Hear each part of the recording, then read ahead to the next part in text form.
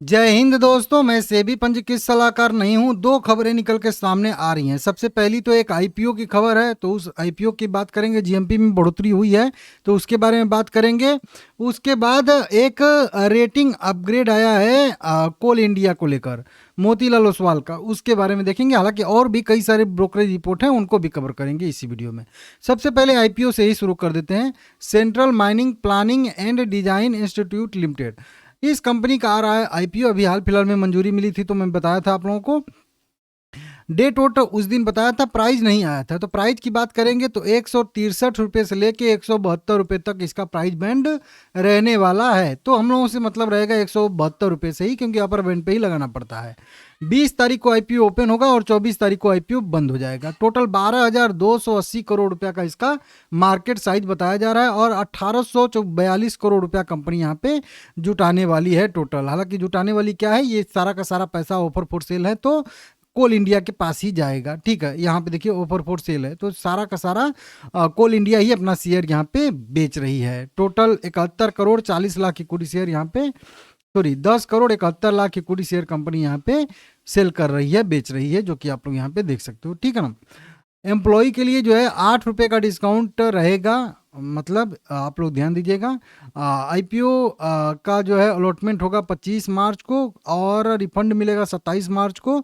27 मार्च को ही आपको शेयर भी मिल जाएंगे अगर आईपीओ लगा रहेगा तो, और 30 मार्च को इसकी लिस्टिंग हो जाएगी। इस तरीके से वैल्यूएशन की बात करेंगे दोस्तों, यहाँ पे सब कोटा में कितना कितना है तो ये आप लोगों को यहाँ पे पता चल जाएगा, पहले से ही है, कोई दिक्कत नहीं है। अगर आपके पास एक भी शेयर है 11 मार्च तक कोल इंडिया का, तो आप एम्प्लॉय कैटेगरी में भी अप्लाई कर सकते हो और रिटेल कैटेगरी में भी अप्लाई कर सकते हो, 2-2 लाख दोनों में। ठीक है ना। तो इस तरीके से देख लीजिएगा। एच नाई कैटेगरी में जाएंगे तो आप लोग 2 से 10 लाख तक भी अप्लाई कर सकते हैं। ठीक है ना। अब देखिए ये कंपनी करती क्या है, तो डिजाइन प्लानिंग यही सब करती है। मतलब इंफ्रास्ट्रक्चर टाइप का जुड़ा हुआ काम जो है वो कोल, मतलब कोयले से लेकर और भी खनिज जो है उनके लिए कंपनी करती है, प्लानिंग करती है। ठीक है ना। इस तरीके से इसका है। कंपनी ठीक ठाक है, प्रॉफिटेबल कंपनी, अच्छा खासा प्रॉफिट हो रहा है कंपनी को, और 3 महीने में भी 3 क्वार्टर में भी अच्छा खासा नेट प्रॉफिट हो रहा है, नेटवर्थ बढ़ रहा है इसका, और इनकम भी बढ़ रही है लगातार इसमें। तो कुल मिला के बढ़िया कंपनी है, फंडामेंटली स्ट्रॉन्ग कंपनी है। ठीक है ना। पी रेशियो के हिसाब से भी ठीक है, यहाँ पे अर्निंग पर शेयर के हिसाब से भी ठीक है। ठीक है ना। इस तरीके से देख लीजिएगा। आर भी बढ़िया है, आर भी बढ़िया है, सब कुछ। मार्जिन वार्जिन 27% 30% है। तो इस तरीके से बढ़िया देखने के लिए मिल रही है कंपनी कुल मिला के। ठीक है ना। ये मैं इसके वेबसाइट पे गया था। अभी इसका कोई भी ब्रोकरेज ये रिव्यू नहीं आया है, आएगा तो मैं बताऊंगा इसमें क्या है, कैसे है, क्यों है। ठीक है ना। तो इसको आप लोग देख लीजिएगा। बाकी जीएमपी की बात करेंगे तो जीएमपी इसका जो है अभी 12.21 चल रहा है। टोटल 21 रुपये का इसका जीएमपी अभी ट्रेड कर रहा है। मतलब 172 रुपये पे भी 21 रुपये ज़्यादा लोग पे करना चाह रहे हैं अभी, मतलब दे रहे हैं। टोटल अगर बात करेंगे तो 1680 रुपये के आसपास का यहाँ पे पर लोड के हिसाब से प्रीमियम ट्रेड कर रहा है। अभी 19 रुपये था, 19 रुपये से बढ़ के 21 रुपये यहाँ पे हो चुका है। सबसे इंपॉर्टेंट पॉइंट, अगर जीएमपी कब बढ़ता है, जीएमपी तब बढ़ेगा जब यहाँ पे आएगा एंकर इन्वेस्टर का अपडेट, कि एंकर इन्वेस्टर कौन कौन से अप्लाई कर रहे हैं।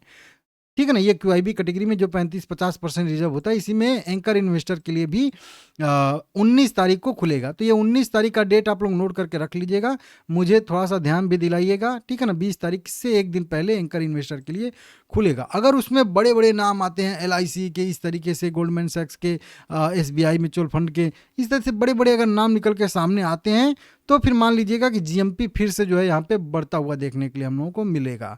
ठीक है ना। तो ये आप लोग समझ लीजिएगा। अब उसके बाद आते हैं हम लोग यहाँ पे कोल इंडिया पे। कोल इंडिया में सबसे बढ़िया खबर निकल के सामने आ रही है। हालांकि आज 1.5% गिरा है, लेकिन कोई बात नहीं है, 160 रुपये भी ट्रेड करा। अब कोल इंडिया में सबसे पहले तो वहीं फंड वैल्यू अनलॉकिंग कंपनी कर रही है। 1842 करोड़ रुपये जो ये आईपीओ से मिलेगा वो सीधा सीधा कंपनी के बैलेंस शीट पे जाएगा।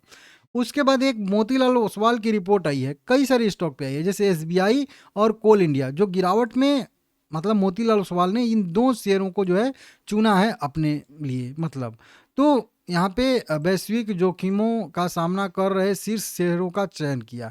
ये 16 मार्च 2025 की खबर है, जस्ट अभी अभी देख सकते हो यहाँ पे।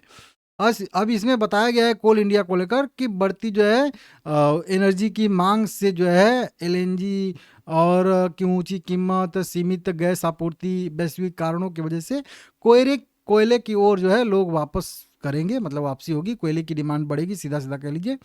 और इसकी वजह से कंपनी के ई नीलामी कारोबार में बेहतर कीमतें मिल रही हैं। जब ई नीलामी कंपनी करेगी तो भी जो है अच्छा बिडिंग मिलेगा, मतलब कोयले का प्राइस भी अच्छा मिलेगा। पहले तो डिमांड ज़्यादा हो जाएगी, मतलब कोयला ज़्यादा सप्लाई होगा, ज़्यादा कोयले की डिमांड बढ़ जाएगी और उसके बाद प्राइस भी बढ़ जाएगी। तो दोनों तरीके से मार्जिन भी सुधरेगा और सेल्स भी बढ़ेगा। तो ये चीज़ें यहाँ पे निकल के सामने आ रही हैं। बताया जा रहा है कि ब्रोकरेज की तरफ से मोतीलाल ओसवाल फाइनेंशियल सर्विसेज की तरफ से कोल इंडिया और स्टेट बैंक ऑफ इंडिया में क्रमशः दिया गया है। कोल इंडिया में 520 रुपये का टारगेट तय किया गया है, जो कि अभी 460 रुपये है, मतलब 60 रुपये और अपसाइड का यहाँ पे इन्होंने अपना लक्ष्य रखा है, जो आज की खबर है, जो लगभग 11-12% की वृद्धि दिखाता है। वहीं पे 1300 रुपये के आसपास एसबीआई का लक्ष्य इन्होंने रखा है। 1045 रुपये का शेयर है, तो मतलब 24% की बढ़त एसबीआई में इनको देखने के लिए मिल रही है। तो बढ़िया रिपोर्ट निकल के सामने आ रही है। अगर और आप लोगों को मैं बताऊं यहाँ पे, तो जेफरीज की भी अभी रिपोर्ट आई थी हाल फिलहाल में। हालांकि इन्होंने पहले रेटिंग 450 दिया था, अब रिड्यूस करके 485 कर दिया था। एक्सिस ने भी खरीदे रेटिंग दिया है 500 रुपये के टारगेट के लिए। वहीं पर बात करेंगे तो आईसीआईसी सिक्योरिटी या आईसीआईसी डायरेक्ट ने भी रेटिंग दिया है, बाय रेटिंग दिया है 500 के टारगेट के लिए। सिटी ने भी 430 रुपये का तटस्थ रेटिंग दिया है, मतलब होल्ड करने की रेटिंग दिया है। इस तरीके से कई सारी रिपोर्ट निकल के इसमें भी सामने आ रही हैं। बाकी और भी अगर कभी जीएमपी बदलेगा, एंकर इन्वेस्टर का आएगा डाटा, मैं बताऊंगा। चैनल सब्सक्राइब करना मत भूलिएगा सभी लोग।